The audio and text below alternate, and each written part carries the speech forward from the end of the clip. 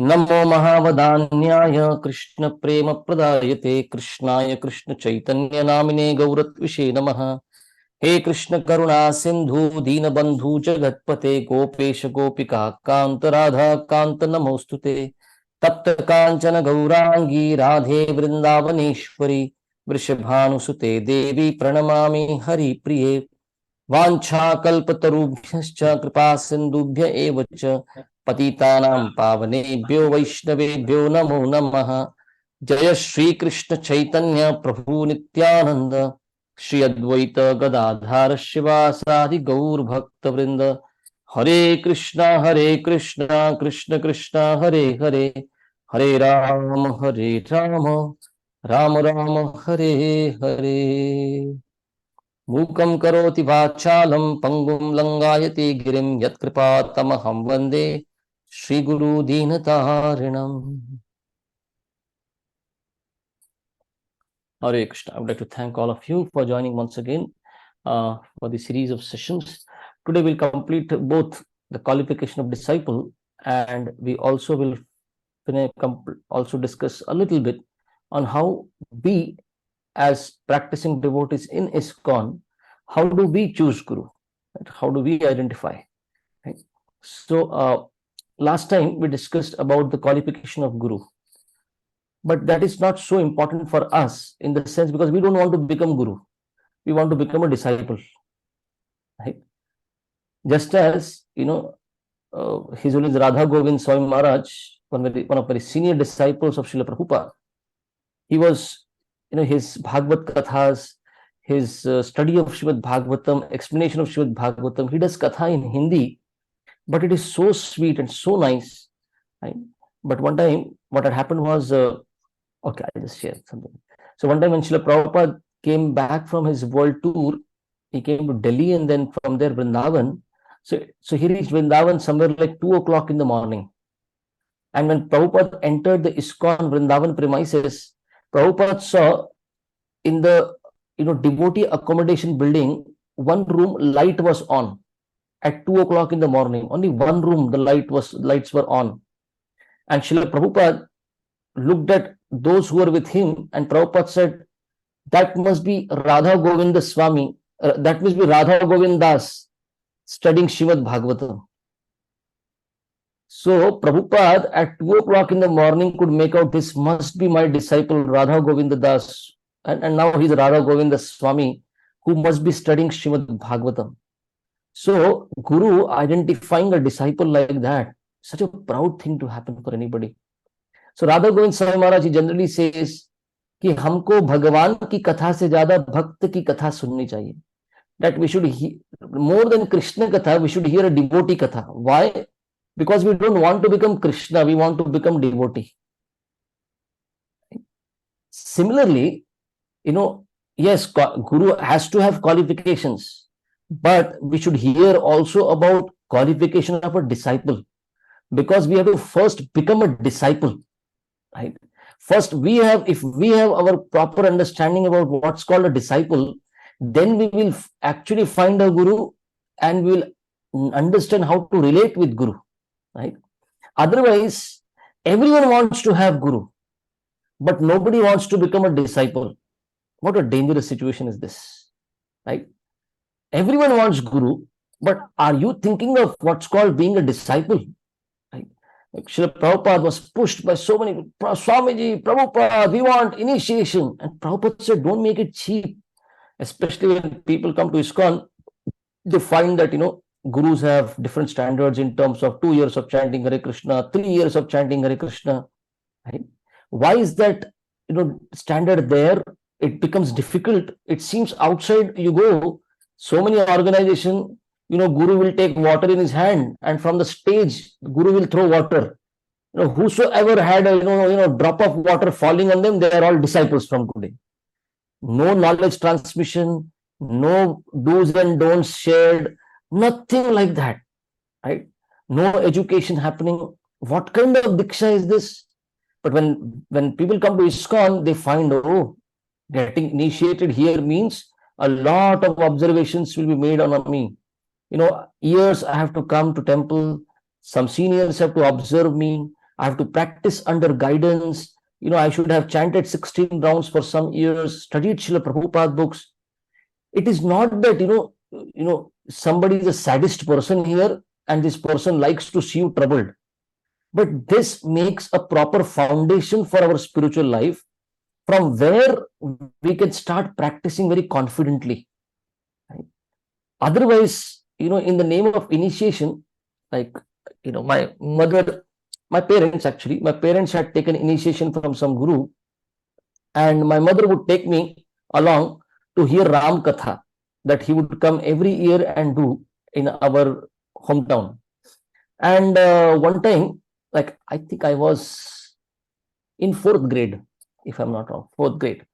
And my mother, she took me to this program. And after the program, I asked my mother, I have a question to ask to your guru. Can I? And my mother slapped me. Hey, who told you? You should not ask questions to guru. You should only hear from guru. That is disciple. And I asked my mother, but is Arjuna not asking questions to Krishna? In the Bhagavad Gita, Arjuna is asking questions to Krishna. Why don't you allow me? No, that's not. We are not at that level. So sometimes people want to claim to be a disciple, somebody claims to be a guru, but what should happen in that relationship, that also they are not aware. Right? So we will hear something on what is called becoming a disciple. Krishna in the Bhagavad Gita, very famous verse of Bhagavad Gita, Tadviddi pranipatena pariprashnena sevaya upadekshanti te jnanam jnaninas tattvadarshinaha. So Krishna gives a very beautiful understanding. Tadviddi pranipatena. If you want to understand God, if you want to understand Krishna, if you want to practice spiritual life, tadviddi, you have to do 3 things with Guru. Right? Pranipata, pariprashna, sevaya. Right? So before we go into that, we first of all we have to understand that when we want to practice spiritual life, our material qualifications are no good. Right? Like if you turn behind and look in the temple hall now, especially those devotees who are sitting in the temple hall, somebody may be an engineer, somebody may be a doctor, somebody a businessman, but everyone sits and hears. Your material qualification is no good for your spiritual practice. That could be good enough for sustaining your life, for your bread and butter.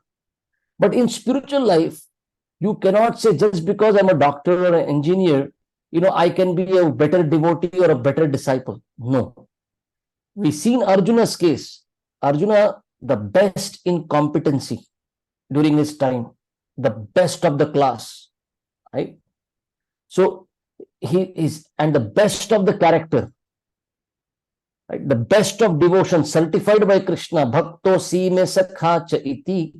So CCD, competence, character, and devotion, all 3, right? And we can think of so many examples in Arjuna's life, how he was a great hero with the Gandiva bow, right? How the best of the archers had accepted, nobody's better than Arjuna. He was best among the students of Dronacharya. In a duel, he defeated even Lord Shiva and acquired Pashupata weapon from him, right? From Indra, he derived celestial weapons, right? He defeated great Gandharvas like Chitraratha. Even the celestials would bow front of him. And in terms of character, one instance itself, character, Urvashi. When Arjuna had gone to the Svargaloka, to Indra's place, to get weapons from Indra, Urvashi, who is the heavenly damsel there, she thought, I want to, marry Arjuna. But when she proposed Arjuna, Arjuna said, no, you are like my mother. Long before one of my forefathers, Yayati Maharaj, you are his wife. So that way you are my mother. And Urvashi said, oh, these rules do not work in the heavenly planets. There is nothing called Papa here. Even Indra said, "Oh, my son, Urvashi is proposing, it's no less." But Arjuna said, "No, I cannot accept." So, competence, high class. Character, high class. Devotion, Krishna himself says to Arjuna, like I said, Bhakto sime sakhacha iti. Because you are my devotee and my friend, I am speaking this knowledge of Bhagavad Gita to you. Even such an Arjuna, when he was on the battlefield, the situation became so overwhelming, he could not understand what should I do in life. So many people will come to ISKCON, the temple, because I am not able to understand things in my life. I'm not able to make decisions. I'm kind of stuck. At such times, we need guidance. At such times, we need help. Especially somebody who wants to advance on the spiritual path will look for Guru. I want guidance here. Right? So, at that point, we should not say that my material qualification will help. No, that will not. Srila Prabhupada would give a story that one time there was a Mridanga teacher, a teacher who would teach Mridanga, and so many students came to him, and the teacher asked the students, "So, how much do you know playing Mridanga? The drum?" And this first student said, "No, sir, I'm sorry, I've never even held the Mridanga in my hand." So he said, "Okay, $100 a month for you. Thank you. And the student said, "Yes, I can pay." The second student came forward. "Do you know how to play the drum?" He said, "No, never tried also." "Okay, $100 for you." The third student came, and this student said, "Yes, I know a little something, right? And I try playing sometimes at my home." So the teacher said, "I will accept you. What will be the fees?" And the teacher said, $200. And the student was aghast. The previous ones had no idea, and they are being charged less. And now I at least know something. Why are you charging me more? And the teacher said, "I have to do double the job for you." How will that happen? And the teacher said, "First, I have to help you unlearn all the wrong things that you have learned, and then make you learn it the right way. So I have to do double job for you." So material qualification or some ulta-pulta knowledge we come along with, that will not help us. Krishna says, with Guru, what do? You do three things: Pranipata, Pariprashna, and Sevaya. What are the qualifications of a disciple? Just as Guru requires qualification, just as Guru requires certain prerequisites, even to become a disciple, there are prerequisites. It is not just that I can pay some money. It is not that just because I've been hanging around for a good amount of time. No, there are qualifications for it. Some requirements to be met. Why? Because you're going to receive Vedic knowledge. You're going to receive spiritual knowledge. To handle this knowledge, you will need some qualification. And after getting the knowledge, to practice it, right, and move on the spiritual path, you will need certain pre-qualifications, some prerequisites. Right? So, Krishna in the Gita, Krishna says there are three qualifications that are required: Pranipata, Pariprashna, and Sevaya. Right? What is Krishna trying to say? With Guru, it is not going to be touch and go. No. With Guru, it has to be a steady relationship. You cannot say, I meet Guru and I decide when to go next. No. Pranipata, Pariprashna, and Sevaya. What does Pranipata mean? Pranipata means humble surrender. Paraprashna means genuine inquiry. And Sevaya means submissive service. Three things. Tadviddi pranipatena pariprashnena sevaya upadekshanti te jnanam jnaninas tattvadarshinaha So Krishna says those who are Tattvadarshis, they will impart the knowledge to you. When will they impart? Right? Krishna says, when you do these three things, Guru will give you knowledge, but you need to have these three pre-qualifications, prerequisites. Pranipata, pranipata means a humble surrender. Right? You have to surrender to Guru. No challenge there. Right? Challenging attitude will not help. Right? With Guru, a disciple should submissively and humbly surrender to the spiritual master. To the point, the scripture says, one should consider oneself a fool. I do not know, that's why I have come. If I think I am intelligent, if I think I am super intelligent, right, then it will not happen. Right? In front of Guru, one should consider oneself a fool, and one should keep aside all preconceived notions, whatever we may have learned from unreliable sources. Right? So the example is seen in Sanatana Goswami. Now, Sanatana Goswami was one of the best scholars of his day. When Rupa Goswami and Sanatana Goswami, they came to Sri Chaitanya Mahaprabhu, these both brothers, they were the cabinet ministers with Nawab Hussain Shah, the king of whole of Bengal. They were on a very high position, right? They had palaces, they had fabulous wealth, they had so many servants, they had the finest luxuries of life. They were highly respected, right? They knew Sanskrit, they knew so many languages, right? Arabic, Persian, right? So they were so many extraordinary material attributes they had. But when they approached Lord Chaitanya,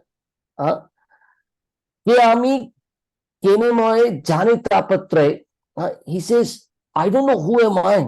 I don't know why am I suffering in this world. And back in village, everyone calls us Pandita, right?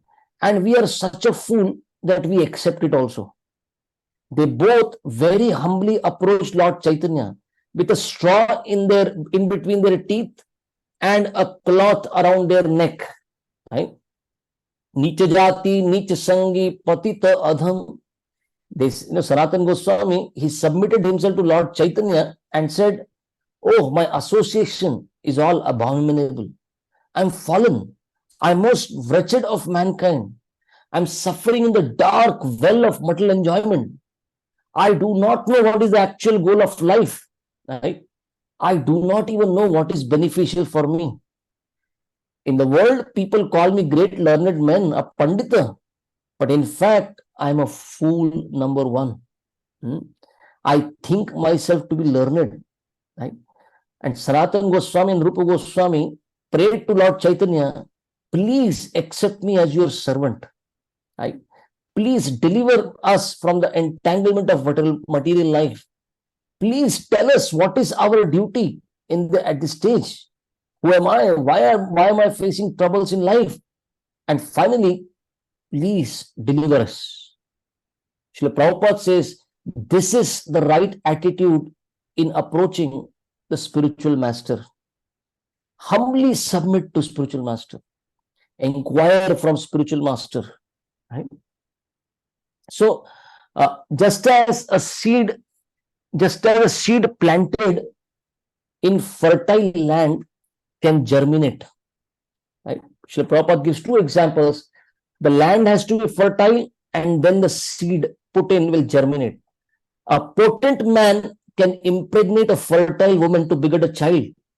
Similarly, a bona fide guru, a genuine guru, can enlighten the heart of a receptive disciple.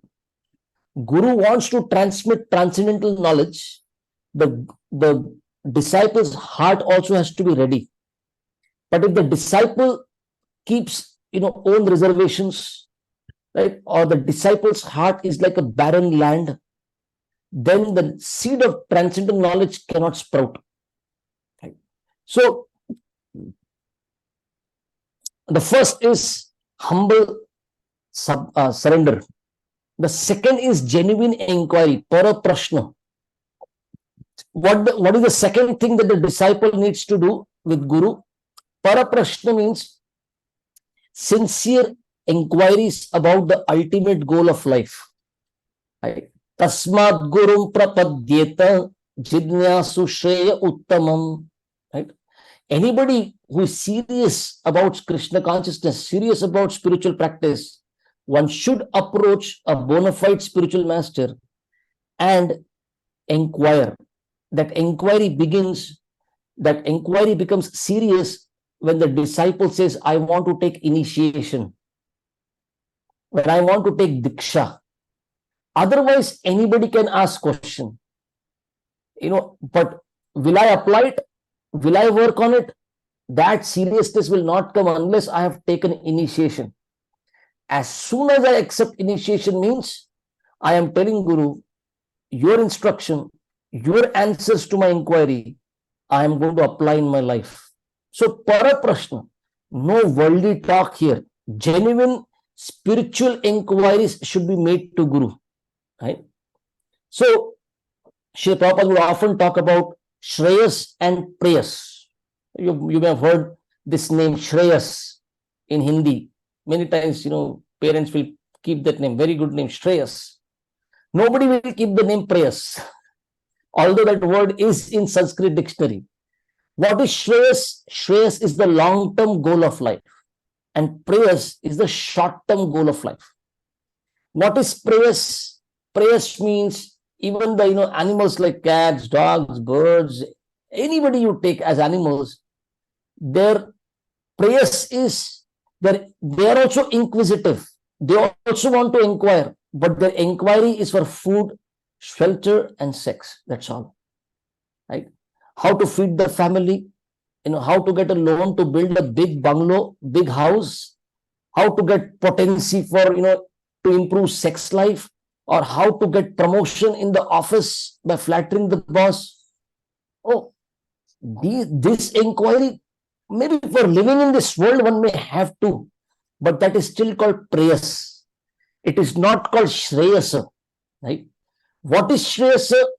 Shreyasa is that inquiry that helps one to progress towards the ultimate goal of life. Right? What is that ultimate goal? I want to go back home, back to Godhead. I want to go back to the spiritual world and serve the Lord there. The short-term goals, which is called prayers, wealth, name, fame, how a big apartment, a luxurious car, a promising career, even if they're achieved, these are temporary. And with death, everything will go away. What is Shreyas? Shreyas is long-term goal of life. To become Krishna conscious, to achieve the kingdom of God. The disciple is supposed to be, inquiring from Guru, inquiring about Shreyas, not prayers. Right? Why am I suffering? What is the ultimate destination of life? What is the meaning of life? Right? How do I attain success in my life? Right? Spiritual success. Shreyas is Paraprashna, not prayers. So, the third thing that the disciple needs to do is the third qualification that Krishna is expecting from a disciple in that one verse. The last is sevaya. So you have done submissive surrender, humble surrender, then genuine inquiry, and the third is submissive service. So surrender and inquiry, things don't end there. The full proper relationship with Guru means the third thing should happen. How do I serve you? Right? And when you serve somebody means you are accepting that you are the master and I am the servant. You are the Guru and I am disciple. At that point, submissive service means one cannot be proud of one's material qualification like education, beauty, wealth, high birth. Actually, all these qualifications have no connection with spiritual life. And Kunti Maharani, in the first canto of Srimad Bhagavatam, she says, actually, these are disqualifications on the spiritual path. They bring unnecessary pride and one cannot call out to Krishna or cannot approach spiritual master with a genuine feeling. Till the time we are proud about these material qualifications, spiritual life cannot begin. Actually, these things have adverse effect. Srila Prabhupada would give example. Somebody is drowning and you go and put a golden crown on the head. That fellow will drown faster. Similarly, right, these material qualifications, they only increase the false pride of the disciple, and it obstructs our spiritual advancement. So the first thing that the disciple needs to do is, in terms of submissive service, is one should never present one's material qualification in front of the spiritual master. Srila Prabhupada would give the example of his own guru. Oh, he was so intelligent. He was so sharp. But when it came to take initiation, he approached Bhakti Siddhanta Swami Thakur. He was highly educated, but he took initiation from Gaur Kishordas Babaji, right, who was not hardly any education. Narottam Das Thakur, another of our Acharya, scholar, right, but he accepted initiation from Loknath Goswami. So such a humble and great Vaishnava, right? He was not even known to public in Vrindavan. Loknath Goswami would stay in Vrindavan. But Narottam Das Thakur was inspired by the Lord from within. Go to Vrindavan and take shelter of Loknath Goswami. What did he do? He is the son of, he's from the royal family, Narottam Das Thakur, right? But when Loknath Goswami said, no, I am not qualified. You are such a great devotee. Lord Chaitanya predicted about your birth, and I am so fallen. Loknath Goswami was saying, I have decided I am not going to initiate anybody. I am not going to accept disciples. And Narottam Das Thakur, he was so eager to get initiated, he did not care about his royal background, his education, how his birth was predicted by Lord Chaitanya. Narottam Das Thakur decided, I have to do some submissive service to my guru. My guru is seeing some false pride in me, and that's why he's not ready to initiate. Loknath Goswami, every day he would go to answer the nature's call, in the woods. And he started seeing that whenever he would go, the entire place was very nicely cleaned. And days passed, and he saw same thing is happening. And he was wondering who is cleaning this place. He was curious to know who that person is. And one day Loknath Goswami hid himself behind the bushes and observed Narottam Das Thakur was coming very early in the morning in the dark with a broomstick, and he was cleaning that place, that ground, very humbly. And Loknath Goswami was taken by surprise. Narottam, how can you do this? You are a prince from a wealthy family. How can you do such a menial service? And Loknath Goswami was so pleased by the service rendered by Narottam Das Thakur, he agreed to initiate him. Right? So Narottam Das Thakur understood that the perfection of life is not achieved by wealth, scholarship, bodily beauty, or high birth. It is achieved by the mercy of a Vaishnava devotee who is very dear to the Lord. Right? So Narottam Das Thakur got blessings of Loknath Goswami due to his submissive service. Another example we find, King Prataparudra of Jagannath Puri, he wanted an audience from Lord Chaitanya, wanted initiation from Lord Chaitanya. And Lord Chaitanya said, no, I am a sannyasi. Right? I am in renounced order. I cannot meet a materialistic king. I cannot give, appointment. I cannot give time for him. And Prataparudra was so eager. He said, I am not going to keep my life. I will keep on trying. I want to attain the mercy of Lord Chaitanya. How did he get that mercy? One time, when the Rath Yatra was going on, the king personally, he took a broom in his hand and was brooming the street in front of Jagannath's cart. Now imagine all the citizens are watching their king with a broom in the hand.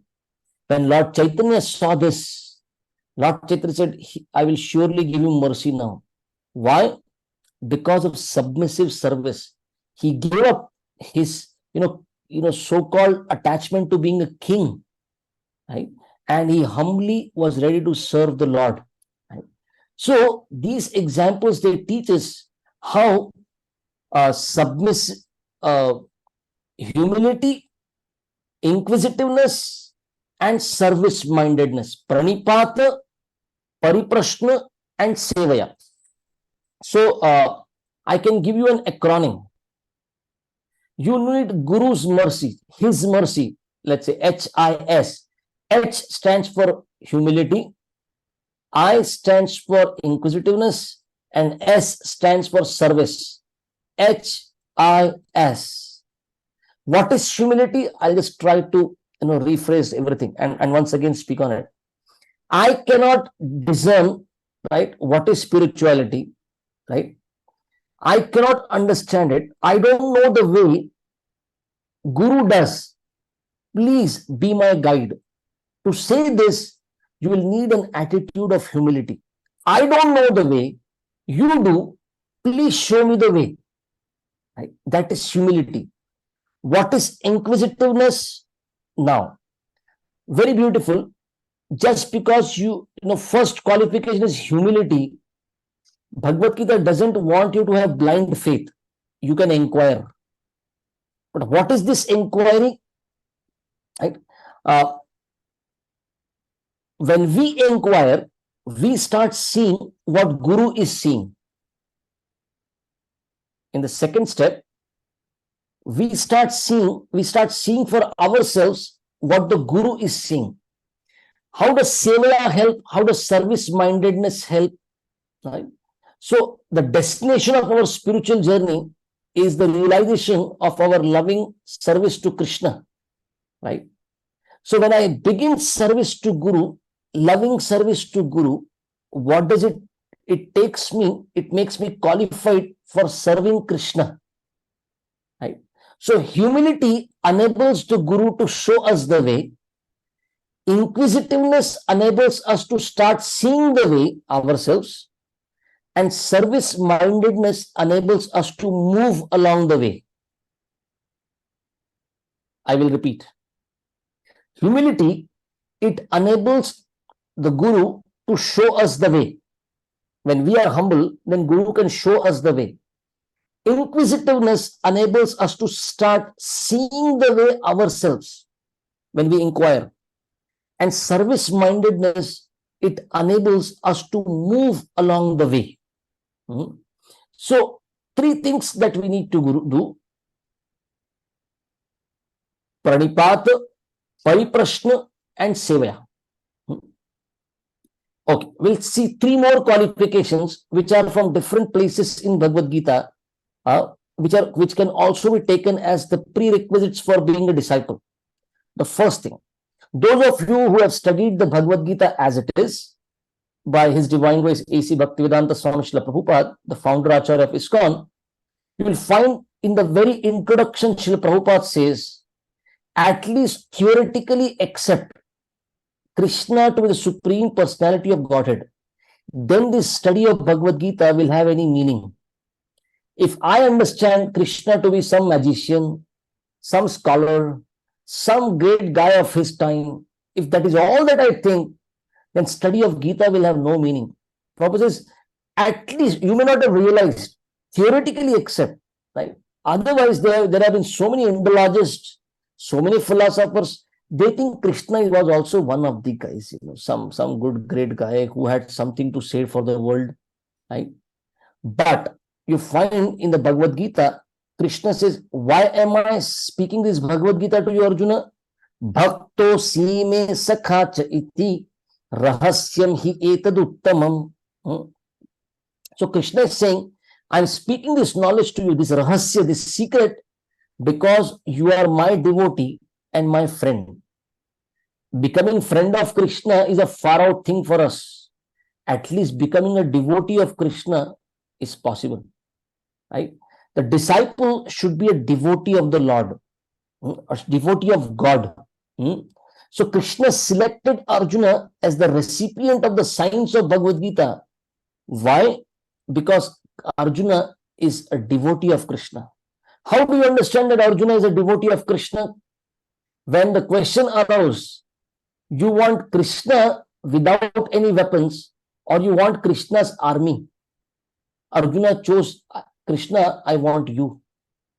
He was devoted to Krishna. Right? I don't want God's property to enjoy. I want to serve God. That's a devotee. That's being a devotee. This kind of attitude you find Bhagavad Gita sinks in so good. Right? As soon as I have a devotional conception, then you find everything goes in very nicely. Right? Very quickly one will accept. But for a demon, it is not possible to understand this great science of Bhagavad Gita. Duryodhana also saw the Vishwarupa, the partial Vishwarupa, and Arjuna saw. What was the difference? Duryodhana said, "Bandh lo isko, bhagna nahi chahiye, tie him up, we'll put him in jail." And Arjuna was offering dandavat from all sides, offering prayers to the Vishwarupa when Krishna displayed the Vishwarupa. So, a devotee can understand this grace, mysterious science of Bhagavad Gita, of spiritual knowledge. So, the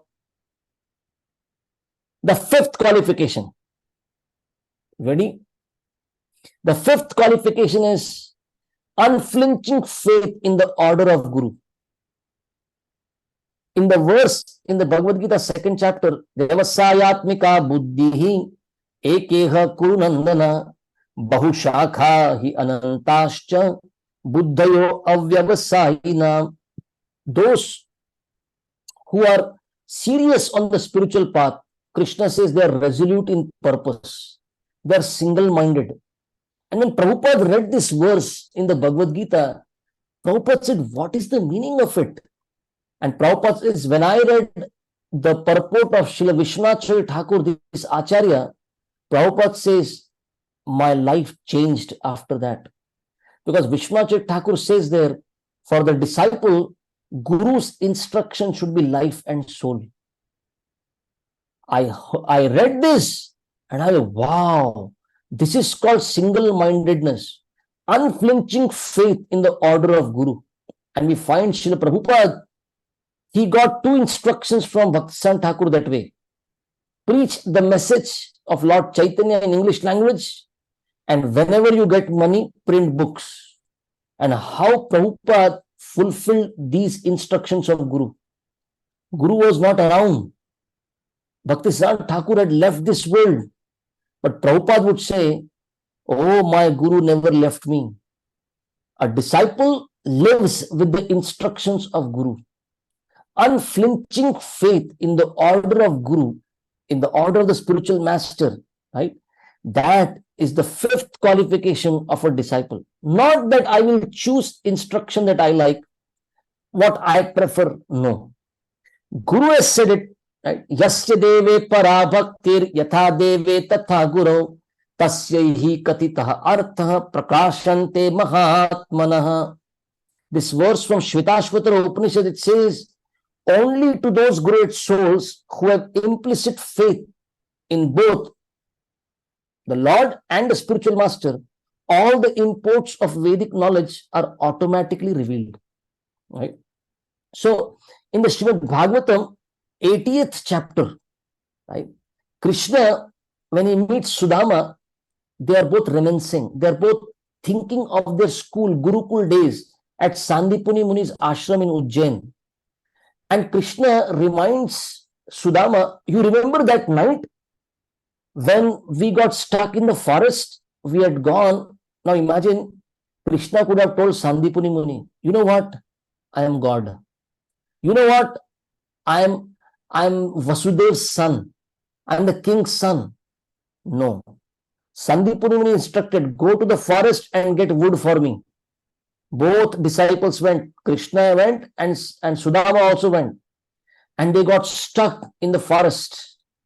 Such heavy downpour of rains. They climbed up a tree, somehow saving that bundle of sticks, that bundle of wood that collected firewood, and they saved that and saved themselves from the flood, and whole night they remained there. Next morning, Sandipuni Muni was worried, where are my disciples? And along with other disciples, in the morning, Sandipuni Muni comes to the forest and he sees Krishna and Sudama up the tree.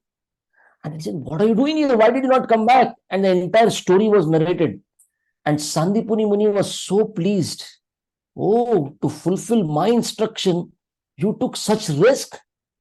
Sandipuni Muni blessed Krishna. What was the blessing?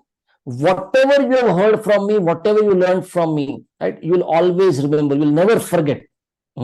Now, Krishna does not need the blessings, but the entire pastime was created.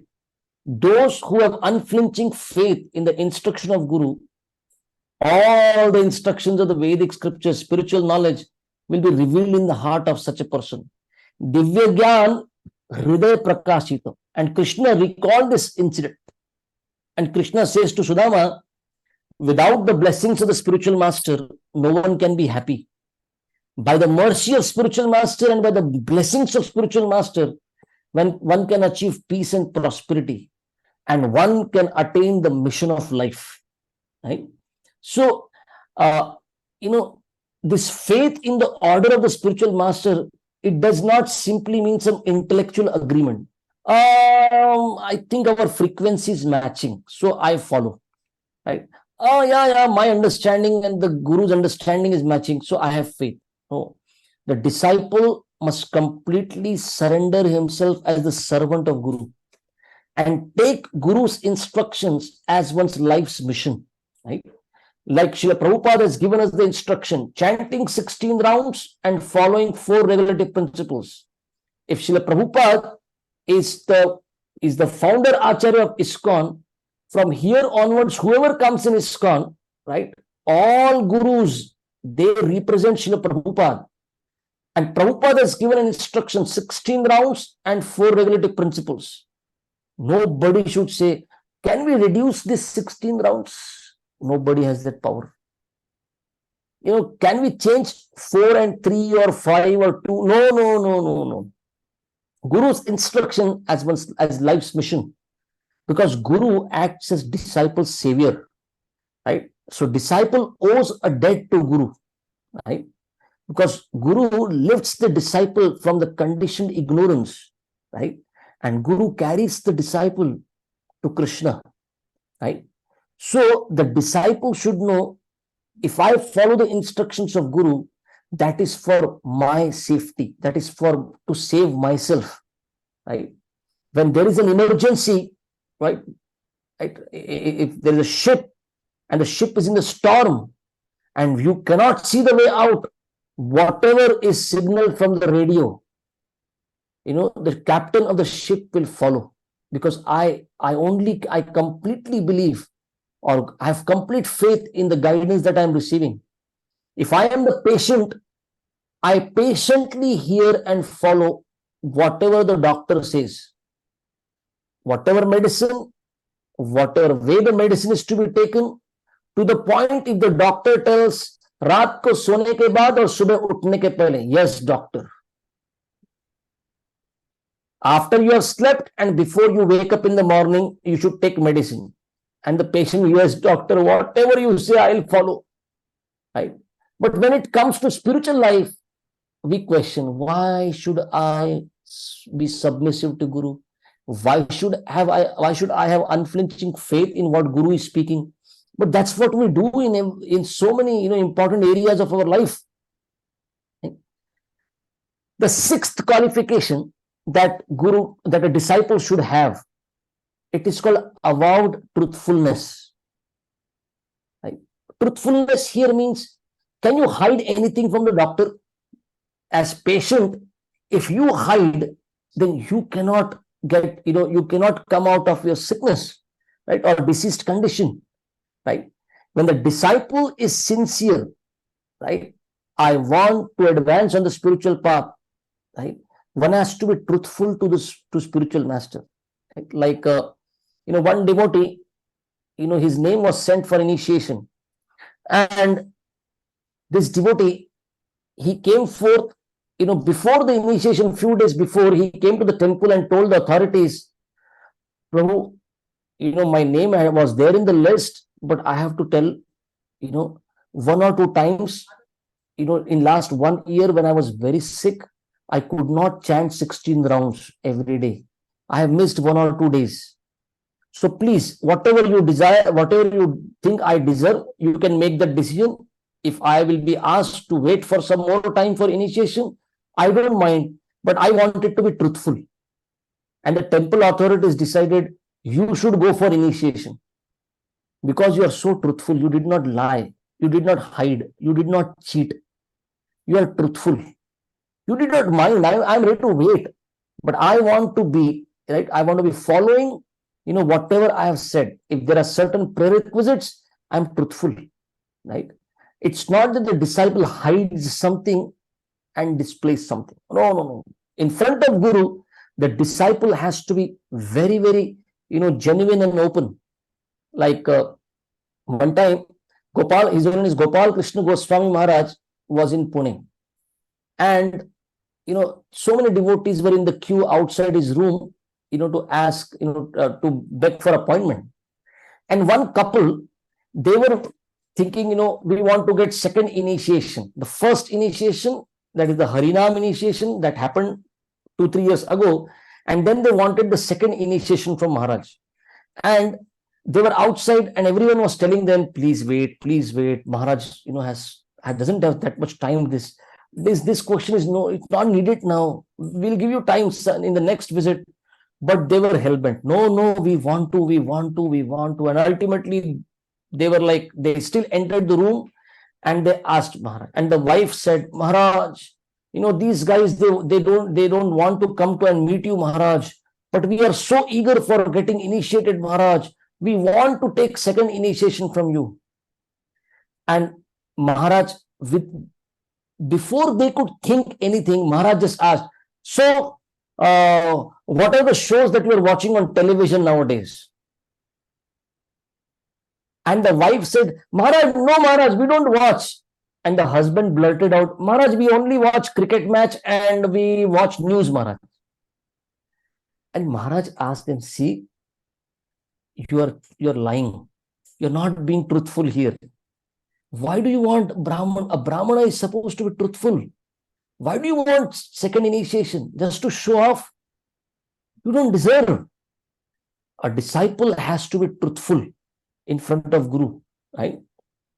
Srila Prabhupada would say, birth in a particular caste, race, religion, these are not consideration for becoming a disciple. A disciple satisfies Guru by sincere service, right? Then one can digest the Vedic conclusions, the Vedic knowledge, right? So,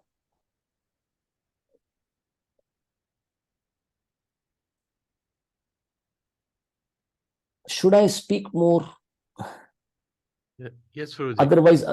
Otherwise, the second part is still remaining. How do you choose the spiritual master when you're in ISKCON? We can continue, Prabhu. It's just 40 minutes, I think. Yeah, since we started. 45 minutes. Oh, really? Okay. I'll just say something a little bit more, something that comes in Mundaka Upanishad again. And it is quoted by Srila Prabhupada so often in his book, Tad Vijnanartham Sagurum Evadhigachet Samitpani Shtotriyam Brahmanishtam. What is this verse saying? This verse says two things. Disciples' mood and Guru's qualification. So there are two things for Guru's qualification. One is Shrotriyam and the second is Brahmanishtam. Shrotriya means Guru's qualification is he should be well versed in the conclusion of the Vedas, Shrotriyam. And the second, Brahmanishtam, means he should be devoted, fixed up in devotion to Krishna, Brahmanishtha. For disciples' qualification, there is one compound word which is called Samitpanihi, right? What does Samitpanihi means? It tells the mood of the disciple. Actually, Samitpanihi means Traditionally, when the disciple would approach Guru, he would carry two things in hand: the firewood, right, and then the fuel. Some firewood in the hand and the fuel. That's how the disciple would approach Guru. And there are so many connotations, so many understanding about why Samit Panihi, carrying wood and fuel when approaching a Guru, it has profound spiritual significance. Right? What does it mean?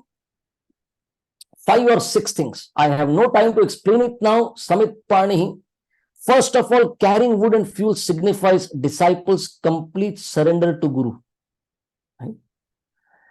Second, Samit Panihi means readiness for transformation and ignition. Right? Disciple carries these items, these materials, just like wood and fuel, they represent raw materials required for the fire to be ignited. Similarly, the fire of knowledge can be ignited. The transformation the disciple can come, when the disciple submits to Guru. So carrying wood and fuel means readiness for transformation.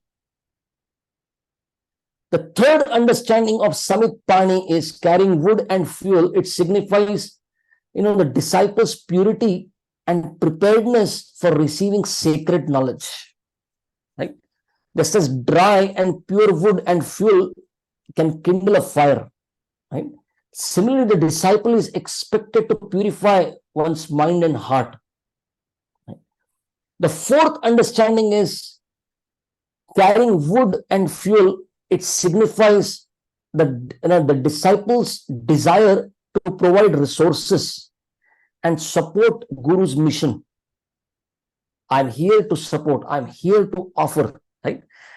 The disciples' willingness to serve the Guru's cause. Right?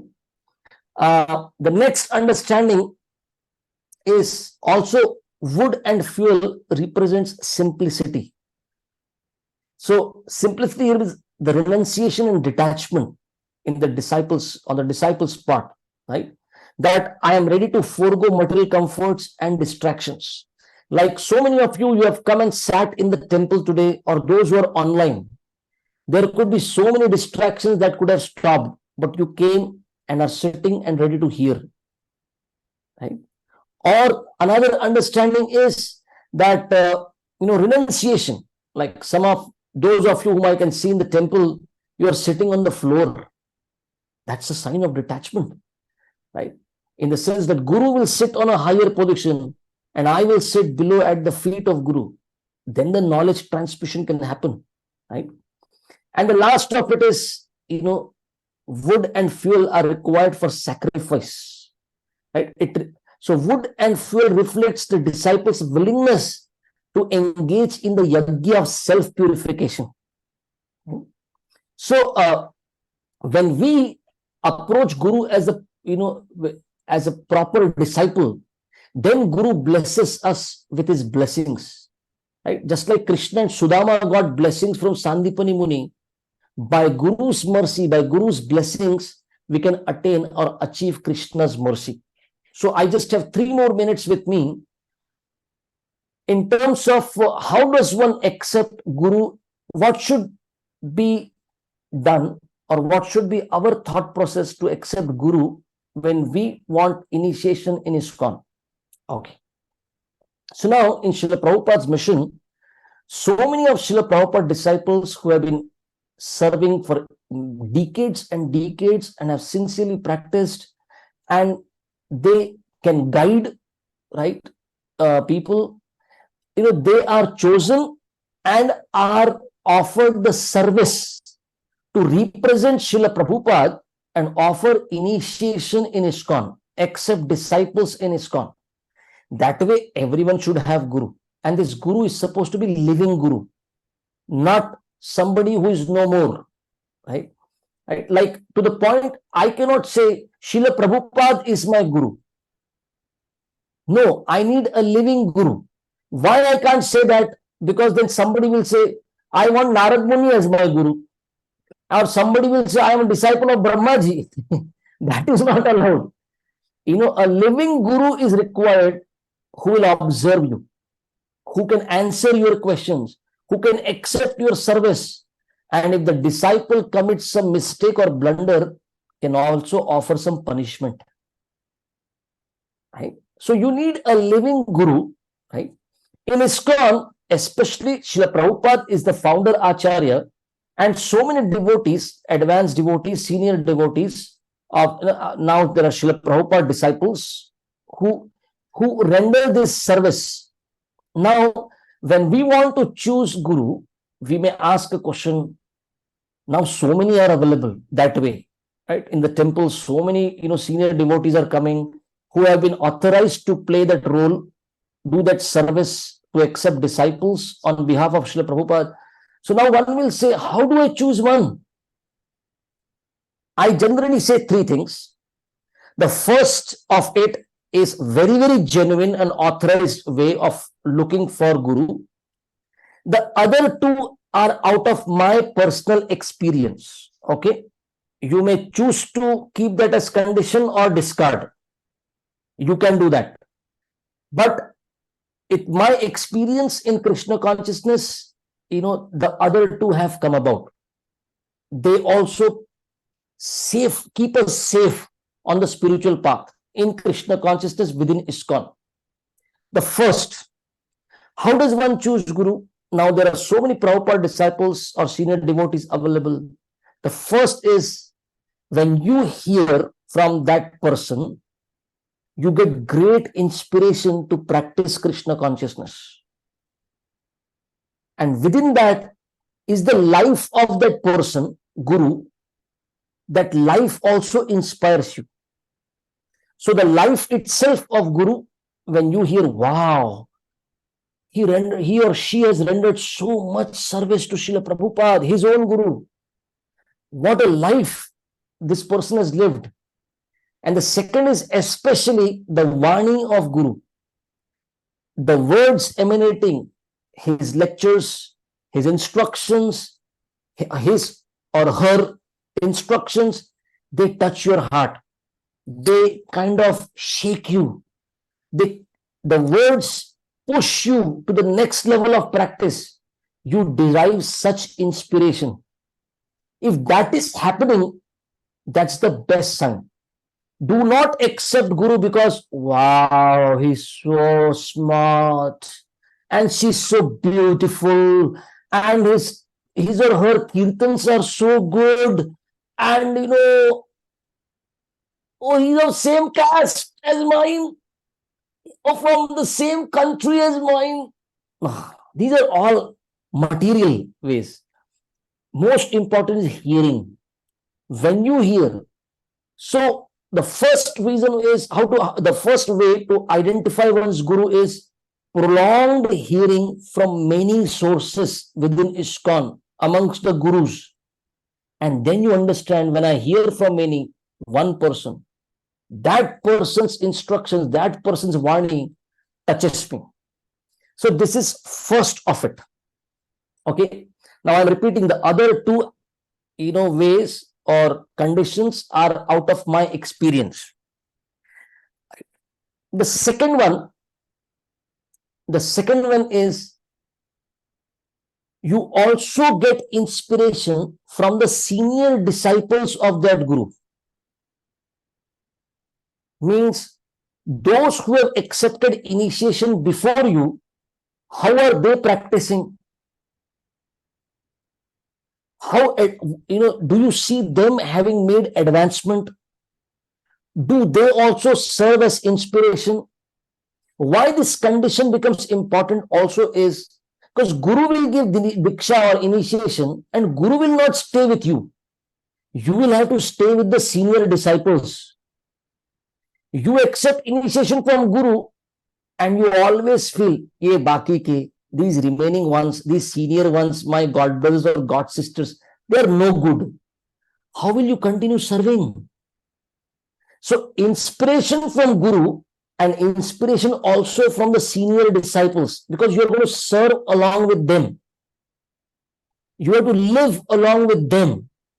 Otherwise, I have seen people sentimentally they will accept initiation from somebody, some guru, and if the second condition is not taken care of, there is so much resentment within the heart. I like guru, but I don't like his disciples. That is not good. That is not conducive for your spiritual practice, your Krishna consciousness. The second one. Now the third one. The third is there, there is some system that Guru has made where you find shelter, where you find protection. Like Srila Prabhupada has made ISKCON for us, ISKCON temples for us, the GBC for us. Prabhupada has given books to us. Prabhupada has taught us how to study his books. There is a system that Prabhupada left us with. So even today, confidently we can tell people, take Prabhupada's books, study them, and you will become a good devotee. So Prabhupada gave a system to us. Similarly, Guru should have created a system, because Guru will not stay with you, or Guru someday will go away from this planet. Then that system protects us. That system will offer shelter to us. So that system, of shelter and protection is very important. So first, you should have sufficiently heard, experienced transformation by hearing. You get great inspiration to go to the next level of practice when you hear from this particular person. That's a very good sign. The Vani has inspired you. The first condition. The second is the senior disciples, those who have accepted initiation before you. How are they? How is their example? Can you serve along with them within ISKCON? Another second condition.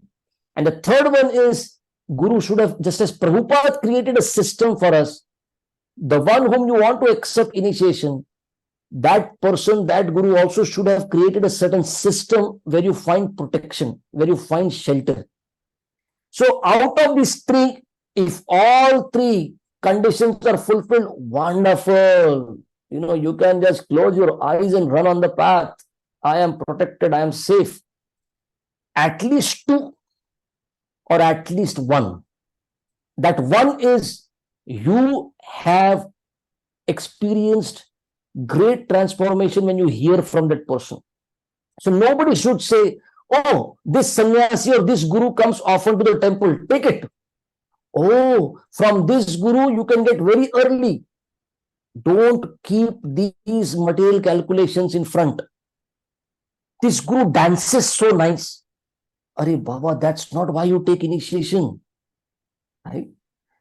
Keep these three conditions, and if you have to remove any, the other two which I said have come out of my experience, keep them. That will save you for long. But if you have to keep one, hearing from Guru, you have heard sufficiently and are deriving inspiration. That should be the condition. Thank you very much. Srimad Bhagavad Gita ki jai, Srila Prabhupada ki jai, Nitai Gaur Premanande, Hari Hari Bo. Any questions, comments, clarifications, and protests, you could offer it now. You can come here if there is any question, and devotees online can post their questions on the chat.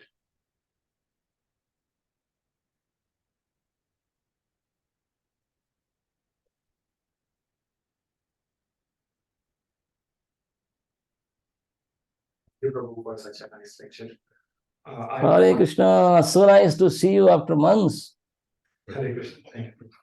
So, Hare Prabhu, Krishna. there is this one line I read on this website, and this is, I believe, by Srila Prabhupada. It says that don't blindly follow until you can follow blindly. Question everything. If it is false, leave it. But if it is true, surrender to it. You must test the spiritual master for 1 year, and when you are convinced that he is a person I can follow blindly, then you can accept.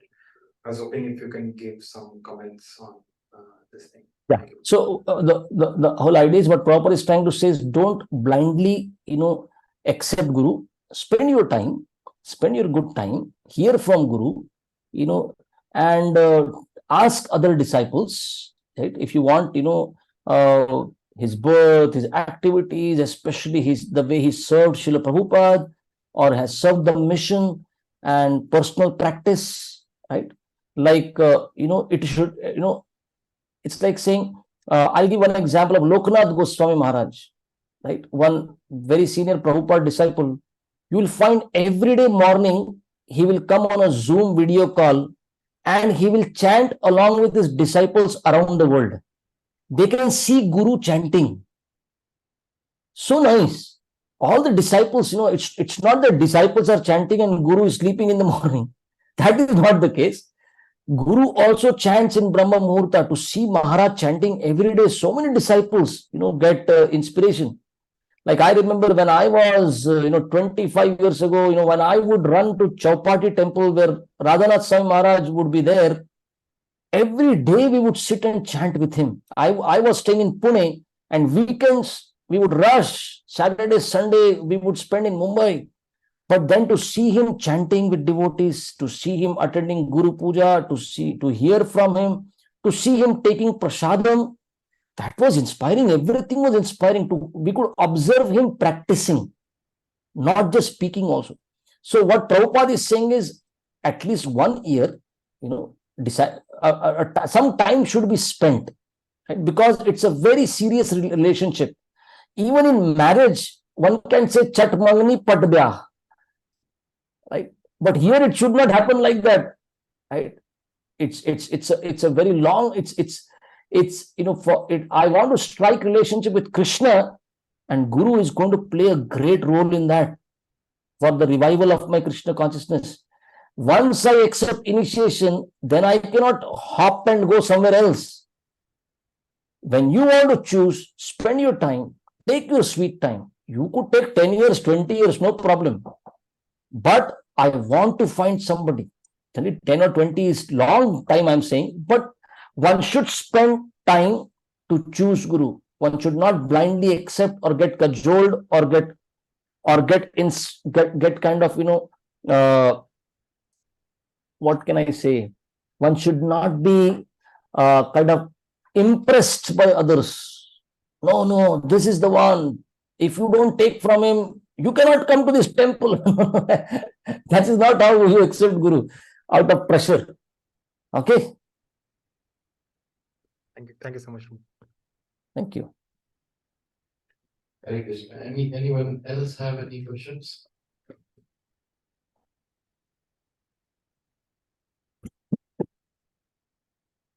Hare Krishna, Prabhu. Hari Bol, Jai. You focus a lot on how we should hear from Guru. Sometimes after you take Diksha, sometimes you also like to hear from other Maharajas or other, senior devotees. So how should we balance it? Is there? Okay. So as the practicing devotees within the ISKCON movement, everyone should hear from Srila Prabhupada regularly. As founder Acharya, as the prominent Shiksha Guru for everyone, we all should hear Srila Prabhupada. So what I do in my personal life is, I will hear Srila Prabhupada at least 1 hour every week. I finish that first. Then I hear from my initiating spiritual master 1 hour. Done. After these 2 hours of hearing is done, then I can hear from anybody else who may be, also inspiring. But hearing from Prabhupada and hearing from one's own initiating spiritual master is very important. First, do that. Otherwise, it's like saying, I like chutney, I like pickle, I like juices, but what about chapati and sabji? No, chapati, sabji is what is going to give you energy, what is going to give you strength. Chutney and pickle, that can, even if that is less, no problem. That is only for taste. Similarly, hearing from Prabhupada and hearing from one's own initiating spiritual master, that should be done first. In our weekly sadhana quota, right? Like Prabhupada has given us sadhana quota of chanting 16 rounds every day. all practicing devotees should have a weekly quota of reading and hearing. Chanting is happening every day, but in a week's time, everyone should hear 1 hour from Prabhupada, 1 hour from initiating spiritual master, and remaining whatever amount of hearing you want to do, you can do from right sources, bona fide sources later, which inspire you. Plus, reading of Prabhupada books also should be done first, at least half an hour every day. Right? That is 3.5 hours in a week, not much. After that, we can read any other spiritual books also from any other ISKCON devotees. So, making Srila Prabhupada and initiating spiritual master is prominent, and then later one can choose. Okay? Okay. Thank you. Thank you. Amritari Prabhu. Yes. Oh, we still have somebody? Yes, yes. Hare Krishna. Hare Krishna Prabhu. So that question, my question is not from this topic, but so like we know that Krishna's plan is complete and absolute, and His greatness, Chaitanya Prabhu said that Krishna's plan has all the permutations and combinations. Like He has already decided. So having said that, when we make plan for anything, say material thing, or we want to acquire a position. So in Bhagavad Gita, it is said that Krishna says that Eke Guru Nandan, we should have one pointed focus. So when we focus like that on our plan, it is not certain that we may succeed in that. So as Srila Prabhupada said that we should add at the end if Krishna desires. So having said all of this, so there is plan A, we should try to execute, but it may not fructify. So and so should we have plan B as well, because अगर plan A पे focus नहीं कर पाएंगे, if we need to plan, should we have plan B as well? That is my question. So, first of all, when Krishna is saying Ekeha Kuru Nandana, he is not talking about material life plans. Those things will come and go, and what we deserve, we will get it. Right? What Krishna is saying, Ekeha Kuru Nandana, is spiritual plan making. Be focused on this path. Be resolute on this path. Now, in terms of your question, when I have plan A, will it succeed or not? I do not know. Should I have plan B? Yeah, that's called being safety. That's called being within the safety nets, right? So otherwise I become too attached to a plan A, and if it does not fructify, I just can get broken completely. So if something does not, if I don't achieve, I will try my best to achieve something, but if that's not what I deserve, if that's not what Krishna wants to bless me with, I don't mind something else. That will keep us, keep our sanity within this world. We'll remain sane. Otherwise, when we become too attached to something and we don't get it, people go insane. And the first casualty is our spiritual path, our spiritual practice.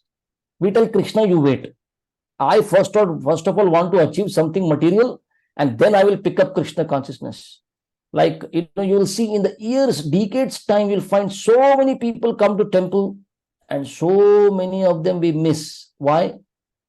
Because they have chosen something else as more important than Krishna.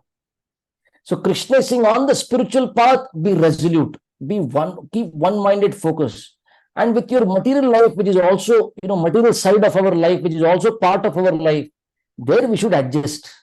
Something or other will happen. I have to eat, sleep, made different. That will go on. What is more important is the spiritual path. That's why Krishna is telling Arjuna, Mam anusmara yuddhacha. First, remember me, think of me, and then fight the war. Not just fight the war. Krishna did not tell Arjuna, come on, I will counsel you how to fight the war. Krishna says, first remember me. That's why Srila Prabhupada has told us, first thing in the morning is we chant Hare Krishna. And then we go out on our battle for the day. All our plans and everything, material life plans, later.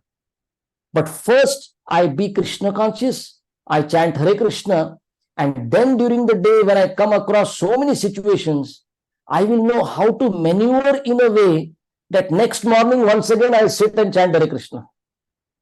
I will not get lost in those plans. Okay. Thank you so much, Prabhu. Hare Krishna. Thank you. Thank you. Hare Krishna. Amrit, shall we call it a day? Maybe one last question, Prabhu. That's Okay. okay. So, Okay. Prabhu, the question is, in our spiritual life, as we are practicing initially, there's always some ups and downs. Sometimes we feel very enthusiastic. Other times we may not be able to maintain certain standards, and then we feel a setback. So during such situations, how do we understand that I am ready for initiation and I should go and accept Diksha Guru? So what should be the that parameter that will help us decide, because there is always a fear that what if I'm not able to maintain these standards? Thank you. Good question, Paul. So, certain consistency should be seen in our spiritual practice, that I am consistently visiting temple every weekend, or I am able to go in the morning and chant along with devotees, or I am able to personally chant without a break. So, the disciple may want to get initiated, but each guru, Srila Prabhupada would generally in those days have 1 year's time. Prabhupada said, observe. You will be under observation for 1 year that you have consistently chanted Hare Krishna, right? And in Prabhupada times, there was no option. Everyone knew 4:30 we have to wake up and go for Mangalarti and chant Hare Krishna for 2 hours. Nowadays, people are living at their homes. They may not come to temple also, or they may only come on weekend, right? So each one should observe oneself for a period of consistency. At the basics, I have practiced nicely, and each guru also has their own, standard expectations. Somebody will say 3 years. Like I know Bhurijan Prabhu, first 10 years only he will, communicate with you on letters. After 10 years, he will say, I will visit your home. That means something has happened now. And after that, whenever he feels confident, then he gives initiation. So some gurus can be, very, very picky, could be very, very careful in accepting disciples. So I, from my side, should see my consistency in the practice of basics of Krishna consciousness, the chanting of 16 rounds, the following of 4 regulative principles. And any time I got overwhelmed by some situation in life and my chanting reduced or my following of 4 regulative principles are compromised, I should know my waiting period should once again be counted from that point. I should be truthful. I should be sincere, right? Unless I am strict with it will take some strictness. Disciple means discipline. That word disciple has come, that word is discipline. So unless I am able to discipline my life, unless I'm able to regulate my life, right, there is no point going to Guru and say that, I want initiation, hide from Guru, or, lie or not be truthful that way. It's better that I consistently practice for a good amount of time, and I practice under observation of my superiors. That is, all the more it makes it easy. There are some senior devotees who are observing me. I'm accountable to them. I open my heart to them, and they can also tell, yes, you are ready, or you can go ahead for initiation. Okay. Thank you, Prabhuji. Thank you. Thank you very much. Hare Krishna. Good. दंडवत प्रणाम. शील प्रभुपाद की जय. वांछा कल्पतरुभ्यश्च कृपा सिंधुभ्येव च पतितानां पावनेभ्यो वैष्णवेभ्यो नमो नमः. अनंत कोटि वैष्णव वृंद की जय. इस्कॉन कैलगरी भक्त वृंद की जय. हरे Krishna. Thank you very much, Prabhuji. It was very inspiring, and many of the devotees' questions also got answered. So I'd like to heartily thank Prabhuji by loudly chanting 3 times. Hare Krishna.